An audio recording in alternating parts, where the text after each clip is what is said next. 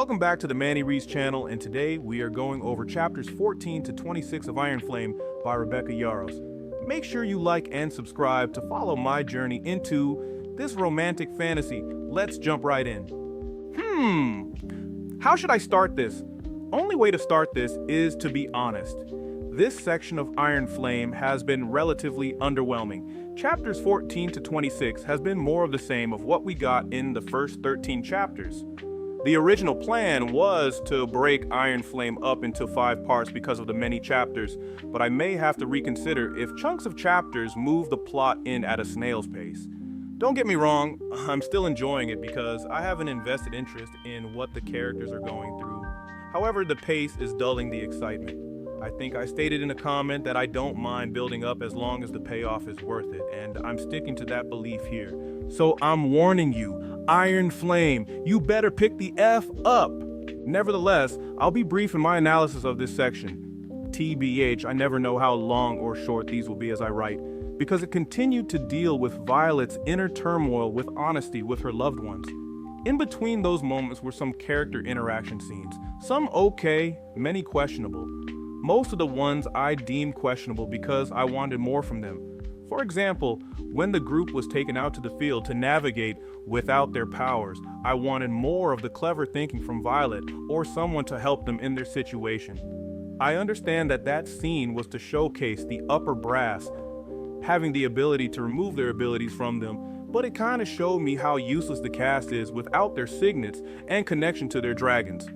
In Fourth Wing, Violet time after time again used her wits to overcome an obstacle, but here we are shown that not once but twice that they, Violet and Co, need their abilities to clear a hurdle. It kind of poo-poos on Violet's growth from the previous book. What did Tony Stark say to Spider-Man in Homecoming? If you're nothing without the suit, then you never deserved it in the first place. Or something along those lines.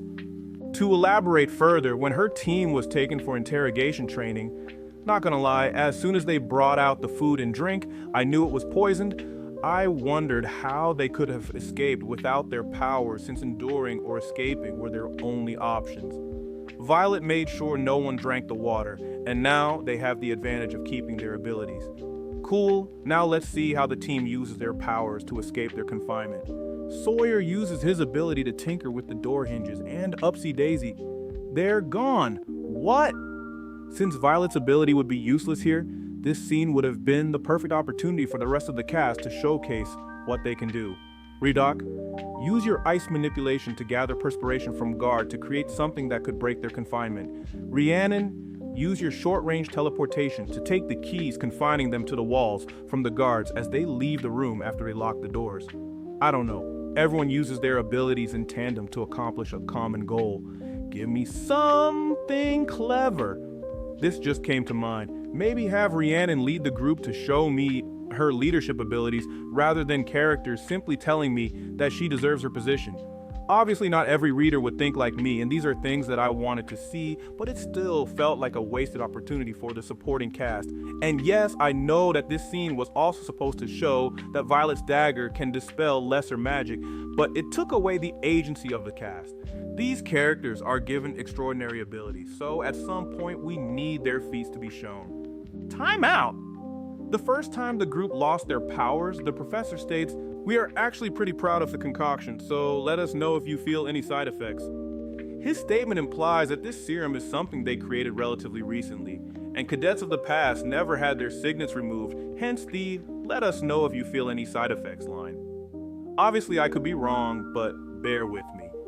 While Violet and Co were locked away for interrogation, they were told that no group had escaped from interrogation in 10 years. So you mean to tell me that Xaden and company, who most likely had their signets, didn't use their powers to escape from interrogation when they had to go through it? Xaden, the Master of Shadows, he also has daggers like Violet, so he could have gone through the warded doors. It seems to me the narrative gassed up this scenario to make it look like Violet and her group is more special than the rest of their peers, but my mama ain't raised no fool. In my opinion, the writing in this section, especially the character writing, has been the poorest so far between the 2 books. And lastly, Jack effing Barlow is back. Okay, cool, but why? Why? What made him of all people so special for them to basically reanimate? Did the narrative get tired of using nameless assassins or Varys to create tension? Violet already went through her is killing a necessary evil character arc through him, so now I want to know what other significance Jack has to the story. Maybe it's to show that leadership can bring someone back to life, yet still, why him? I'm sure these questions will be answered as I continue, but so far there is a bitter taste in my mouth as I'm reading Iron Flame. This build-up better pay off. Side notes. During their navigation training, as soon as Grady told the group they had 2 maps, I immediately thought they were probably 2 different maps. Lo and behold, they were, and combined with the water situation when they were confined, I've come to the realization about something. I think burying my nose in so many psychological thrillers, thanks Frida, I've become too hypervigilant for better and worse, always looking for twists or hints at a twist. Obviously, I will probably not be able to guess the really big twist, so let me pat my back for the small wins. I'm sure the scene with Varys on his knees, begging for Tyrion's forgiveness, was rewarding for most. It kind of was for me, but I still wondered, what does this show of humiliation do for the Varys-Violet dynamic?